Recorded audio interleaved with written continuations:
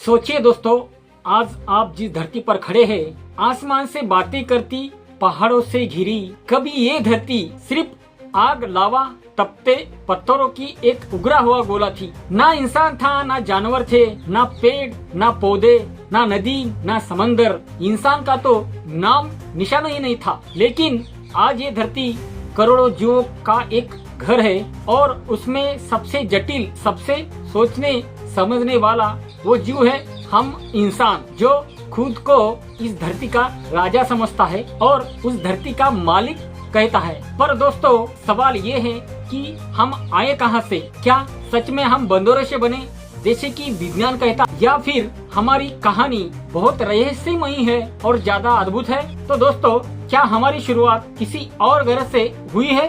क्या हम अंतरिक्ष से आए हैं, या फिर यही पूरी यात्रा लाखों करोड़ों साल की एक ऐसी रहस्यमयी गाथा है जिसे आज भी हम पूरी तरह से समझ नहीं पाते? यही कहानी सिर्फ विज्ञान की नहीं, ये कहानी है पूरे अस्तित्व की। ये कहानी है पूरे लंबे सफर की, जिसने हमें आदि मानव से मानव तक लाके छोड़ दिया है। तो चलिए दोस्तों, रोमांचक यात्रा पर हम निकलते हैं मनुष्य की उत्पत्ति की कहानी सोचने, समझने और जानने के लिए। तो दोस्तों, 4.5 अरब साल पहले जब पूरा सौर मंडल भी अस्तित्व में आ रहा था, सूरज के चारों ओर धूल के गुब्बारे थे। इसी धूल के गुब्बारे से हमारे पृथ्वी का जन्म हुआ। तो दोस्तों, तुम सोचते होगे कि धरती आज हम देखते हैं, उस वक्त भी ये धरती वैसी भी थी? बिल्कुल भी नहीं। वो एक आग का उगरा हुआ गोला थी, जहाँ हर ओर विनाश ही विनाश था। ऊपर से लगातार उल्काओं की बारिश हो रही थी और नीचे से पृथ्वी के उगला हुआ लावा जैसे कि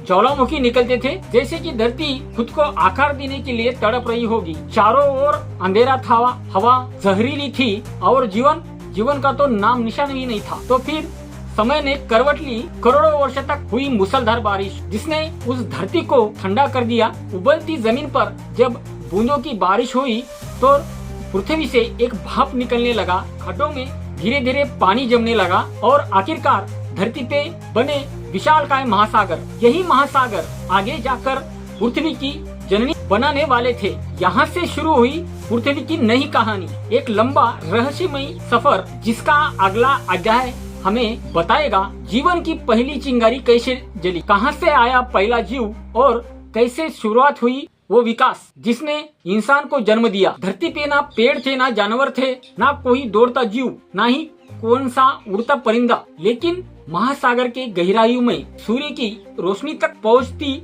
नहीं थी, वहाँ एक अद्भुत चमत्कार घट रहा था। उगलता पानी, ज्वालामुखी, गर्मी और केमिकल वो खनिजों के मेल में धरती पर जीवन की पहली चिंगारी फूटी। पृथ्वी के पहले जीव का जन्म हुआ, सूक्ष्म जीव, जिसे हम कहते हैं माइक्रो ऑर्गेनिज्म। यही अदृश्य से दिखने वाला जीव जीवन के शुरुआती की बुनियाद रखी। फिर समय के साथ एक आया अद्भुत जीव, उसका नाम है साइनोबैक्टीरिया। इस छोटे से बैक्टीरिया ने ऐसा कर दिखाया जिसमें कि पृथ्वी की किस्मत ही बदल दी। इसने सूरज की रोशनी से खाना बनाना सीखा, फोटोसिंथेसिस, और पहली बार साइनोबैक्टीरिया ने वातावरण में ऑक्सीजन छोड़ना शुरुआत की। जी हाँ, यही थी वो ऑक्सीजन आज हमारी सांसों में बहती है, जिसके बिना जीवन की कल्पना ही नहीं की जा सकती। साइनोबैक्टीरिया ने सिर्फ हवा नहीं बदली, बल्कि जीवन को जल से बाहर धरती पर लाने की राह भी तैयार। यही था वो क्षण जहाँ से शुरू हुआ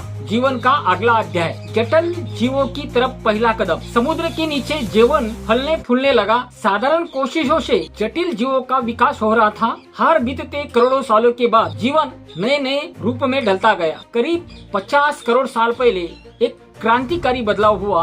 कुछ जीव जो आज तक समुद्र में रहते थे, पानी में रहते थे, उन्होंने पहली बार पानी से बाहर झांकना शुरू किया। इनमें से कुछ ने इस तरह ढाला था कि वे पानी और जमीन दोनों पे ही जिंदा रह सकते थे। उसको बोलते हैं हम अबैसर। यह एक ऐतिहासिक क्षण था, क्योंकि यही थे धरती पर जीवन के पहले कदम। समुद्र की सीमाएं अब टूट रही थी। जीवन अब तक पानी में रहने लगा था, बल्कि आज से वो जमीन पे भी रेंगना शुरू किया। और यही से शुरू हुआ अगला युग, जहाँ बनेंगे विशाल डायनासोर, जहाँ जन्मे स्तनधारी और अनंत में जन्मे मानव, आज का इंसान।